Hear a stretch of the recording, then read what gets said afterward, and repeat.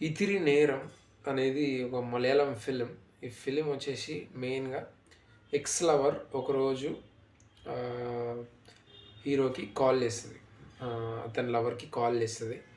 అతను ఫ్రీ ఉంటే కలుద్దామని చెప్పేసి వాళ్ళిద్దరు మీట్ అవుతారు. ఆ మీట్ అయిన తర్వాత ఆమె ప్రాబ్లమ్స్, ఆమె తన లైఫ్‌లో ఉన్న ప్రాబ్లమ్స్ తను అతనికి చెప్పుకుంటది. ఆ విషయంలో తను చాలా డ్రింక్ చేస్తదనమాట. తనకు అంతకుముందు అలవాటు ఉండదు. బట్ ఆ డ్రింకింగ్ అనేది బాగా చేస్తది. అది చేసిన తర్వాత తనని వాళ్ళ ఇంటికాడ డ్రాప్ చేద్దాం అనేసరికి వాళ్ళ ఫ్రెండ్ వాళ్ళ ఇంటి దగ్గర డ్రాప్ చేద్దాం అనేసరికి ఆ అమ్మాయి అవుట్ అయిపోతది డ్రింక్ చేసిన తర్వాత. సో, ఆ అమ్మాయితో ఆ అమ్మాయిని ఏం చేసిండు మరి ఆ రాత్రి మొత్తం అతను ఎన్ని పాటలు పడ్డాడు ఒక వాళ్ళ ఎక్స్ లవర్ వల్ల ఏందనేది స్టోరీ అనమాట. ఇది యాక్చువల్‌గా ఒక ఫీల్ గుడ్ ఫిలిం అట్లా చెప్పాలి. ఫీల్ గుడ్ ఫిలిం అండ్ చాలా ఎమోషనల్‌గా ఎళ్తుంటది ఫిలిం. డెఫినెట్‌గా ఒక మలయాళం ఫిలిమ్స్ అంటేనే అట్లా ఉంటాయి. మోస్ట్ ఆఫ్ ఇట్ కదా! అండ్ చూసినప్పుడు కూడా మీకు ఏ మాత్రం బోర్ కొట్టదు. చాలా హెల్తీగా ఎళ్తుంటది. ఇన్‌ఫాక్ట్ ఒక మంచి స్టోరీ చూసినామనైతే ఎండింగ్‌లో అనిపిస్తది. కొంచెం ఏమంటారు ఓన్లీ లవర్స్‌కి ఎక్కువ కనెక్ట్ అవుతది ఇది ఫిలిం. బట్ ఏమాత్రం తీసిపోదు. అంటే సినిమా ఏమాత్రం బ్యాడ్ అట్లా ఉండదు.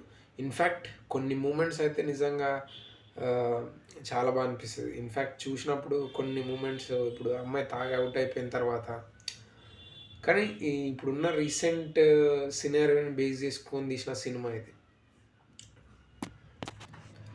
దాంతో పాటు మ్యూజిక్ గూడా చాలా బావుంటది. ఇన్‌ఫాక్ట్ క్లైమాక్స్‌కొచ్చేసరికి మనం ఇన్‌ఫాక్ట్ స్టార్టింగ్‌లోనే కనెక్ట్ అయితాం. బట్ క్లైమాక్స్‌కొచ్చేసరికి ఓహ్ మై గాడ్!